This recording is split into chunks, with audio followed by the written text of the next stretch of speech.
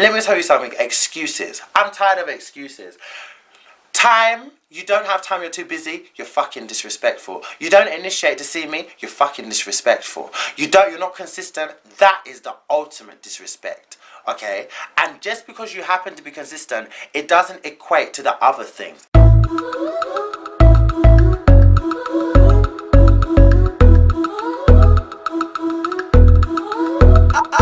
Tell him, boy, I think I might claim you. Put my number in your phone, nickname you. It's Brianna, if you ain't know my name, like Alicia. Still he told his ex-bitch, bye Felicia. Hit Joye and ship you a couple kicks. Insecurities and how much you value yourself and your self-worth play a huge part in what you accept in people, because you have to people only treat you the way you allow them, and if you accept bad behavior, you're only going to keep allowing that pattern until you stop it. And that's one thing that I've kind of noticed myself. I feel like I've had a reality check, because I accept that a lot. I've accepted a lot of bad behaviour, and even though people have done wrongdoings, whether it being in a relationship or just seeing or just typically dating, like something that I just find disrespectful in general, I will still overlook it just because I happen to like the person. And sometimes within dating, you need to give people chances, because you kind of don't know if they're doing it on purpose, if it's a bad habit, or if it's just part of their characteristic, and that's what you have to navigate to get to know. But there's certain things that could still happen within that time that you know is just plain disrespectful, and you still accept that, and that's in dating. So why would you accept that in dating and then not put a stop to it when you're only dating a person? Like, how much can you like them?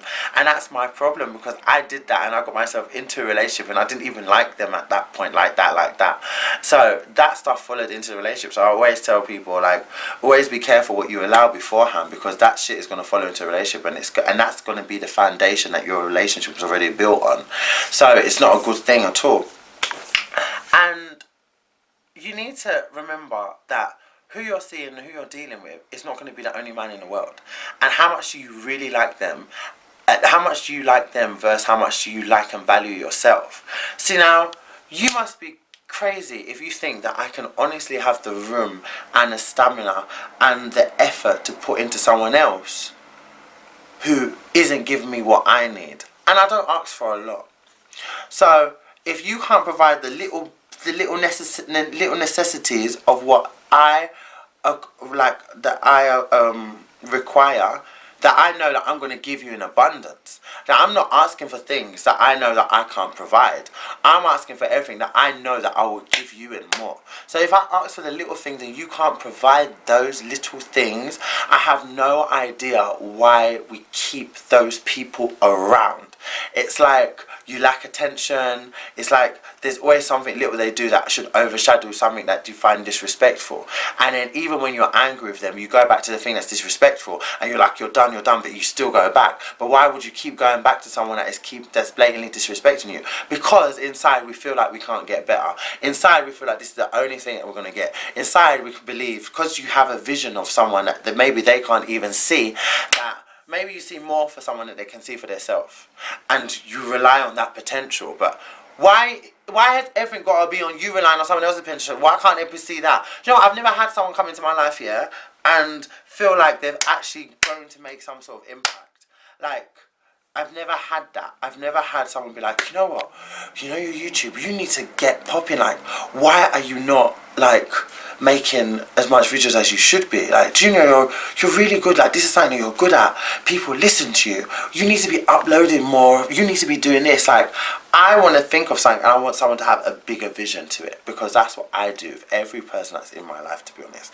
I always think of bigger things. I'm not talking about my friends, because my friends do that. But, like, for someone intimate to come into my life and to know that there's something that you like doing and something that you want to pursue, they should be able to aspire and inspire you in so many ways. That should be a benefit. That should be a benefit. How do you motivate me? What do you actually do in my life, really? How do you make me feel? Are you making me feel that for your own pleasure and your own gain to get what you want in the end? Or are you making me feel that because you genuinely like me and you can see us progressing and that's what you want to do, make me happy? There's so much factors that go into certain things. One thing that I've noticed, I will never ever take a certain amount of time again, I'm gonna have a cut-off point from when I'm seeing people or when I'm dating or talking to people. Like, I feel like you need to, because if you allow stuff to progress and progress, your feelings start to get more. You start to build, your feelings start to increase for the person. Especially if you're interacting with them like on a daily. Like, if you're interacting with them like all the time, you're bound to start to fall for the person, right? And imagine getting to that point where you know that you can start falling for someone and you not necessarily can have them, but you can't have them, and you're not even in anything yet. So it's crazy, and that all can be avoided if you got into something.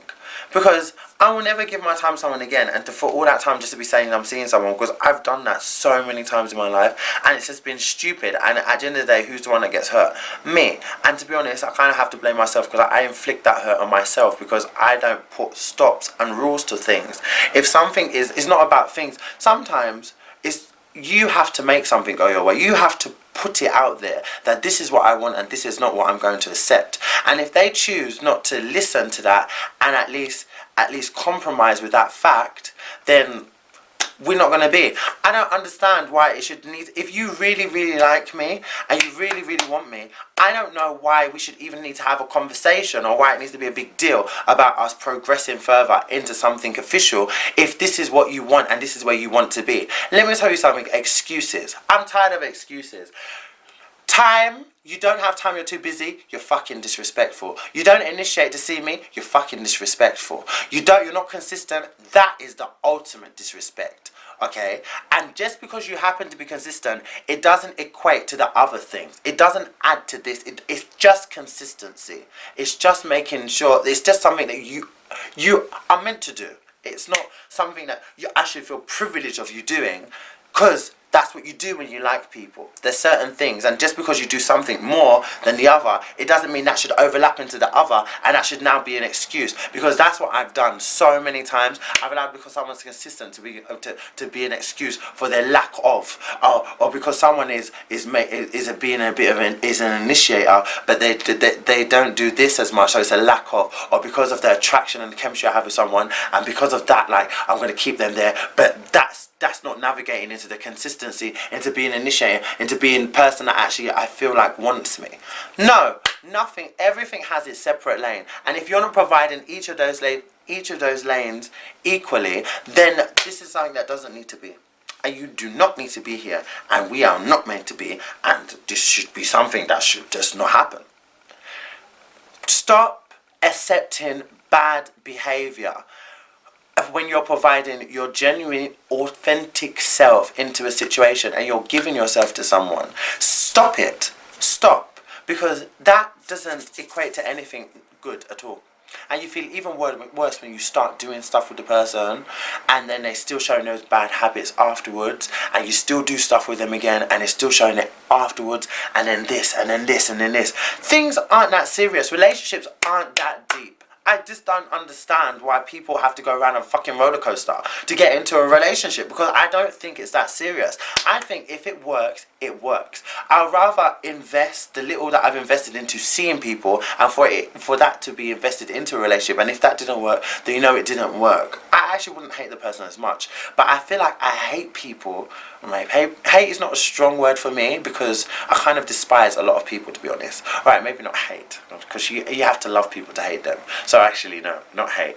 The reason why I dislike so many people that I've dated in my lifetime, I mean literally all apart from like one, is because they rinsed every aspect out of me. Like, they saw me genuine and vulnerable and they rinsed it. Like, they fed off that. They fed off they fed off the consistency. They fed off me being initiating when I want to see them. They fed off me, like, just doing all the things that you're meant to do when you want something to progress.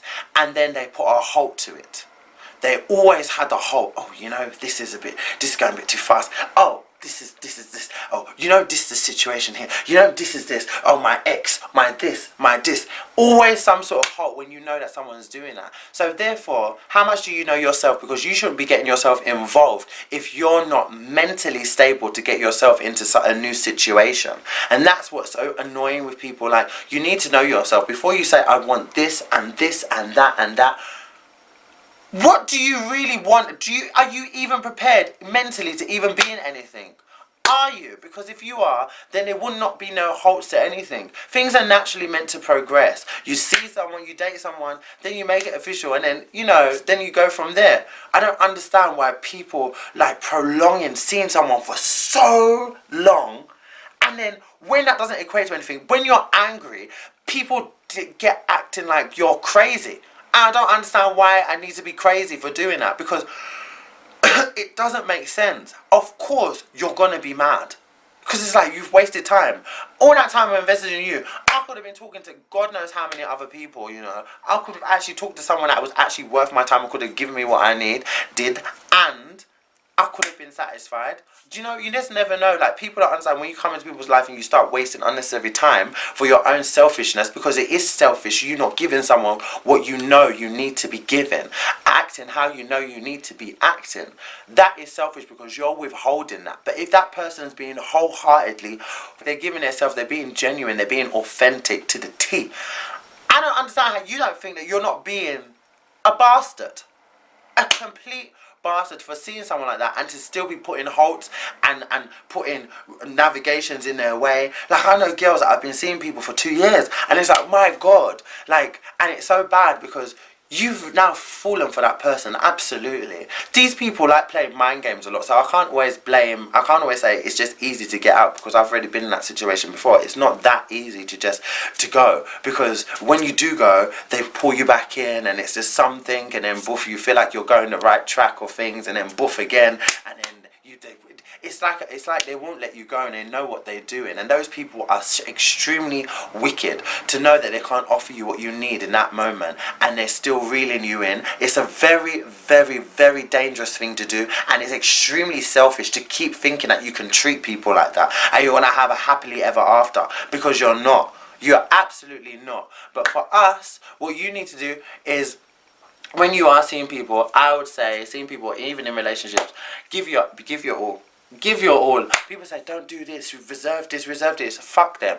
What you need to learn to do is give your all. Love hard. If you want to fall in love, fall. Don't stop yourself from anything. Because let me tell you something, yeah. When you give your all to someone and they decide to fuck up and you're not seeing them anymore, they're the ones that are going to suffer. You'll be happily fine, because you know you gave everything that you had. And you would definitely not want, excuse me, anything else to do with them.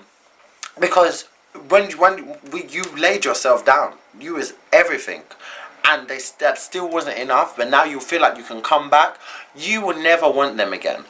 And besides, they will always try and find an element of what you did in somebody else, and they'll never ever be able to find that, and they'll be asking themselves why, because they took advantage when it was right in front of their fucking eyes. So that's what I always say, like, I'm so happy that I am the way I am. I don't have no remorse towards people. Like, I don't care. Like, I will never go back out with an ex. I will never give an ex seeing someone, an ex dating someone, an ex boyfriend, ex nothing a chance. Because when I gave everything and I was in front of your eyes, you couldn't take it. So why do you deserve me now, when I'm even a better me now? You must be out of this your fucking mind.